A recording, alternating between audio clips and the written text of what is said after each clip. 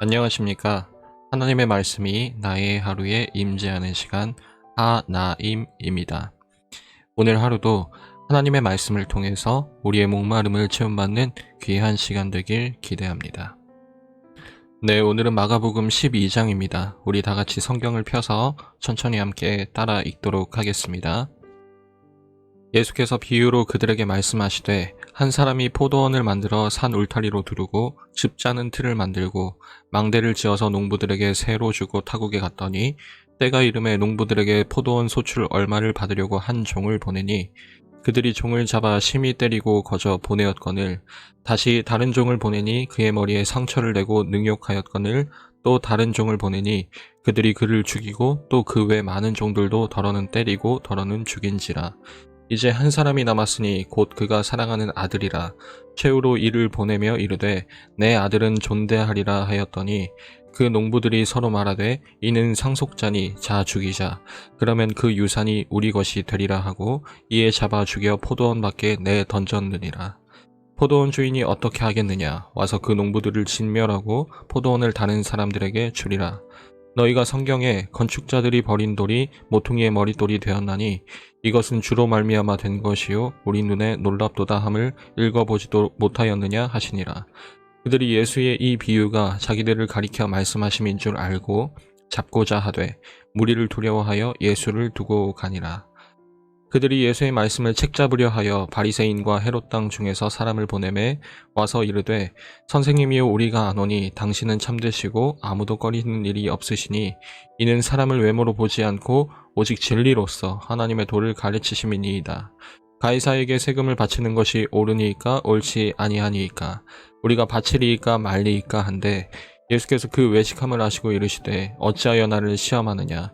데나리온 하나를 가져다가 내게 보이라 하시니 가져왔거늘 예수께서 이르시되 이 형상과 이 글이 누구의 것이냐. 이르되 가이사의 것이니이다. 이에 예수께서 이르시되 가이사의 것은 가이사에게 하나님의 것은 하나님께 바치라 하시니 그들이 예수께 대하여 매우 놀랍게 여기더라. 부활이 없다 하는 사두개인들이 예수께 와서 물어 이르되 선생님이여 모세가 우리에게 써주기를 어떤 사람의 형이 자식이 없이 아내를 두고 죽으면 그 동생이 그 아내를 취하여 형을 위하여 상속자를 세울지니라 하였나이다. 7형제가 있었는데 마지가 아내를 취하였다가 상속자가 없이 죽고 둘째도 그 여자를 취하였다가 상속자가 없이 죽고 셋째도 그렇게 하여 7이 다 상속자가 없었고 최후의 여자도 죽었나이다. 7사람이 다 그를 아내로 취하였으니 부활 때 곧 그들이 살아날 때에 그 중에 누구의 아내가 되리이까. 예수께서 이르시되 너희가 성경도 하나님의 능력도 알지 못함으로 오해함이 아니냐. 사람이 죽은 자 가운데서 살아날 때에는 장가도 아니가고 시집도 아니가고 하늘에 있는 천사들과 같으니라. 죽은 자가 살아난다는 것을 말할진대 너희가 모세의 책 중 가시나무 떨기에 관한 글에 하나님께서 모세에게 이르시되 나는 아브라함의 하나님이요 이삭의 하나님이요 야곱의 하나님이로라 하신 말씀을 읽어보지 못하였느냐. 하나님은 죽은 자의 하나님이 아니요 산 자의 하나님이시니라. 너희가 크게 오해하였도다 하시니라. 서기관 중 한 사람이 그들이 변론하는 것을 듣고 예수께서 잘 대답하신 줄을 알고 나와 묻되 모든 계명 중에 첫째가 무엇이니까. 예수께서 대답하시되 첫째는 이것이니 이스라엘아 들으라. 주 곧 우리 하나님은 유일한 주시라. 내 마음을 다하고 목숨을 다하고 뜻을 다하고 힘을 다하여 주 너희의 하나님을 사랑하라 하신 것이요 둘째는 이것이니 내 이웃을 내 자신과 같이 사랑하라 하신 것이라. 이보다 더 큰 계명이 없느니라. 서기관이 이르되 선생님이여 옳소이다. 하나님은 한 분이시요 그 외에 다른 이가 없다 하신 말씀이 참이니이다. 또 마음을 다하고 지혜를 다하고 힘을 다하여 하나님을 사랑하는 것과 또 이웃을 자기 자신과 같이 사랑하는 것이 전체로 드리는 모든 번제물과 기타 제물보다 나으니이다. 예수께서 그가 지혜 있게 대답함을 보시고 이르시되 내가 하나님의 나라에서 멀지 않도다 하시니 그 후에 감히 묻는 자가 없더라. 예수께서 성전에서 가르치실세 대답하여 이르시되 어찌하여 서기관들이 그리스도를 다윗의 자손이라 하느냐. 다윗이 성령에 감동되어 친히 말하되 주께서 내 주께 이르시되 내가 네 원수를 내 발 아래에 둘 때까지 내 우편에 앉았으라 하셨도다 하였느니라. 다윗이 그리스도를 주라 하였은즉 어찌 그의 자손이 되겠느냐 하시니 많은 사람들이 즐겁게 듣더라. 예수께서 가르치실 때에 이르시되 긴 옷을 입고 다니는 것과 시장에서 문안 받는 것과 회당의 높은 자리와 잔치의 윗자리를 원하는 서기관들을 삼가라. 그들은 과부의 가산을 삼키며 외식으로 길게 기도하는 자니 그 받는 판결이 더욱 중하리라 하시니라. 예수께서 헌금함을 대하여 앉으사 무리가 어떻게 헌금함에 돈 넣는가를 보실세 여러 부자는 많이 넣는데 한 가난한 과부는 와서 2렙돈 곧 한 고드란트를 넣는지라. 예수께서 제자들을 불러다가 이르시되 내가 진실로 너희에게 이르노니 이 가난한 과부는 헌금함에 넣는 모든 사람보다 많이 넣었도다. 그들은 다 그 풍족한 중에서 넣었거니와 이 과부는 그 가난한 중에서 자기의 모든 소유 곧 생활비 전부를 넣었느니라 하시니라. 여러분, 어제 우리는 11장에서부터 예수님과 종교 당국자들의 날선 대립들이 꼬리에 꼬리를 물고 이어진다는 사실을 살펴보았었습니다. 어제는 대제사장들과 서기관들과 장로들이 등장했었죠. 이 사람들은 모두 사내들인 당국자들로 당시의 유대인들 사회에서 최고 재판권을 갖고 있는 멤버들이었습니다. 정확한 비유는 아니겠지만 우리나라로 치면 국회의원들보다도 더 높은 권위를 갖고 있던 그런 사람들이었죠. 거기에 오늘 12장에서 등장하는 바리새인들과 헤롯 당원들, 그리고 사두개인과 서기관들, 거기다가 부자들까지 당시 이 성전 안에 있는 사람들 중에서 영향력을 가졌다 하는 모든 사람들이 지금 예수님을 대적하고 있는 모습을 우리는 지켜볼 수가 있습니다. 겹겹이 쌓이는 이 누적되는 논쟁들은 마가복음을 읽는 우리들도 아무리 예수님이 승리할 것을 그 결과를 알고 있다지만 그럼에도 당시 상황이 얼마나 긴장감의 연속이었는지, 예수님을 따르는 제자들도 얼마나 하루하루 조마조마해하며 예수님과 동행했었는지를 짐작할 수 있게 합니다. 그런데 갑자기 그 사이에 이야기가 하나 뚱딴지같이 섞여들어서는 마치 그 흐름을 깨는 듯이, 방해하는 듯이 보이는데요. 바로 그 이야기가 포도원 품꾼 비유 이야기입니다. 농부들이 주인의 포도원을 차지하려고 주인이 보낸 종들과 마지막으로 보낸 그 아들까지도 죽이는 이야기 말입니다. 여러분, 여기서 제기되는 2가지 내용이 있습니다. 먼저는 그 악한 농부들은 자신들이 죽인 사람이 누구인지를 미리 알고 있었다는 사실입니다. 아주 잘 말이죠. 바로 주인의 사랑하는 아들이었다는 점을 말입니다. 그런데 그들은 그 정체를 알고 무엇을 기대했습니까? 저 아들만 죽이면 우리의 목적을 달성할 수 있을 거예요. 자신의 목적을 이루는 데에 가장 큰 걸림돌임과 동시에 가장 결정적인 열쇠를 쥔 존재, 바로 그 아들입니다. 여러분, 이 사람들이 진정 하나님의 아들 되신 예수님을 알고 있다고 말할 수 있겠습니까? 아닐 겁니다. 아마도 마가는 그게 아니라는 우리의 지금 이 답변을 기대했을 것입니다.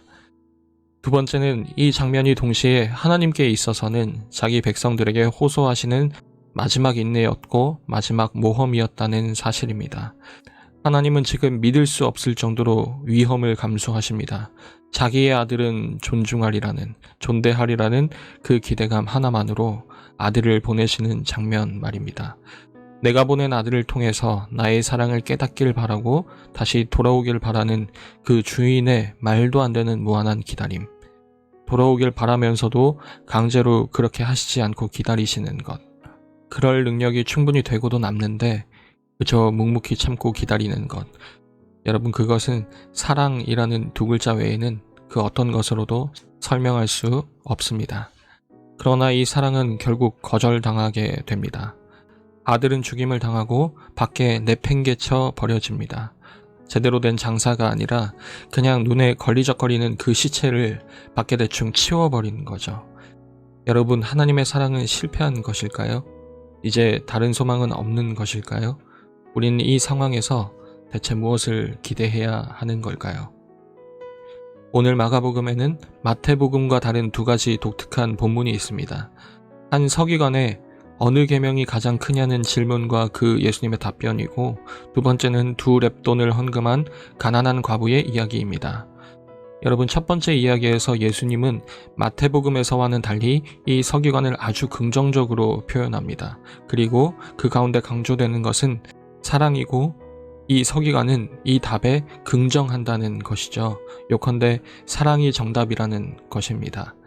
두 번째, 가난한 과부의 이 두 렙돈 헌금은 그녀가 하나님을 얼마나 사랑하는지를 그 다른 어느 이야기보다도 잘 대변해 준다고 생각합니다. 오늘 11장에서부터 이어지는 모든 거절의 이야기 가운데 아주 희미하지만 이 사랑이 아주 실패로 끝나지는 않을 것이라는 암시를 우리는 그다지 어렵지 않게 발견할 수가 있을 겁니다. 그리고 우리는 그 사랑이 실패하지 않았다는 증거를, 그 답을 이미 직접 가지고 있는 자들입니다. 바로 십자가 사랑 말입니다. 여러분, 오늘은 제가 로마서 5장 5절에서 8절까지의 말씀을 읽고 묵상을 마치길 원합니다. 제가 천천히 한번 읽어보도록 하겠습니다.